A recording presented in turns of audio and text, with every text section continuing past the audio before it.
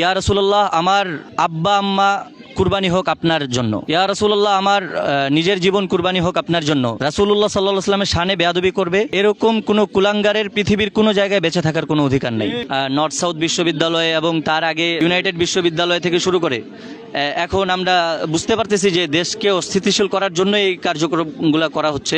আমাদের জীবনের সবথেকে প্রয়োজনীয় এবং সবথেকে ভালোবাসার যে জিনিস সেটা হলো যে রাসূলুল্লাহ সাল্লাল্লাহু আলাইহি ওয়াসাল্লাম। রাসূলুল্লাহ সাল্লাল্লাহু আলাইহি ওয়াসাল্লামের শানে কেউ বেয়াদবি করবে আর তারপরে আমরা শুধুমাত্র এরকম একটা ব্যানার নিয়ে রাস্তার পাশে কিংবা ইউনিভার্সিটির সামনে দাঁড়ায় যাব, সেটা আমাদের জন্য আসলে মুসলমান হিসেবে লজ্জার এবং এটা খুবই কষ্টের একটা বিষয়। আমরা সারা বিশ্বে মুসলমানদের পক্ষ থেকে, ধর্মপ্রাণ মুসলমানদের পক্ষ থেকে সবারই একই বক্তব্য হওয়া উচিত যে রাসূল সাল্লাল্লাহু আলাইহি ওয়াসাল্লামের শানে যারা বেয়াদবি করবে তাদের কোনো বেঁচে থাকার কোনো অধিকার নেই। পৃথিবীর কোনো চিপায়, কোনো জায়গায়, আকাশে হোক, বাতাসে হোক, স্থলে হোক কিংবা পানিতে হোক, যেখানেই হোক, রাসূলুল্লাহ সাল্লাল্লাহু আলাইহি ওয়াসাল্লামের শানে বেয়াদবি করবে এরকম কোনো কুলাঙ্গারের পৃথিবীর কোনো জায়গায় বেঁচে থাকার কোনো অধিকার নেই।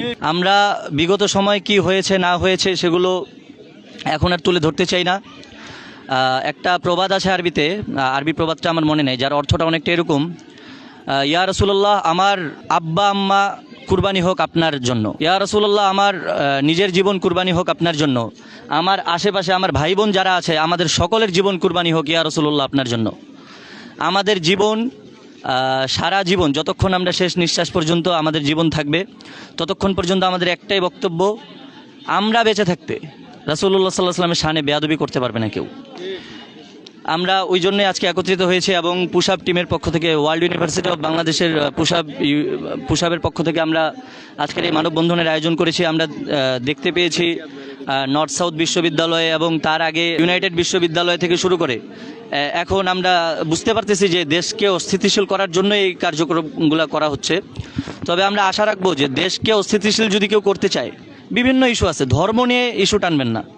বিশেষ করে আমাদের জানমালের যেই নিরাপত্তা, আমাদের দেশের সার্বিক নিরাপত্তা, আমাদের শিক্ষার্থী হিসাবে এবং সাধারণ জনগণ হিসাবে আমাদের যে নিরাপত্তা, এরকম অনেক ইস্যু থাকতে পারে, কিন্তু আল্লাহর ওয়াস্তে আপনারা আমার রাসূলের শানে বেয়াদবি করার সাহস করবেন না।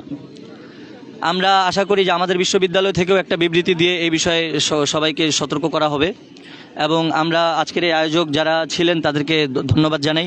ইতোপূর্বে আমাদের আরেকটি সংগঠনের মাধ্যমে আমরা দেখতে পেলাম যে আমরা কোরআন শরীফ বিতরণের একটি আয়োজন করা হলো।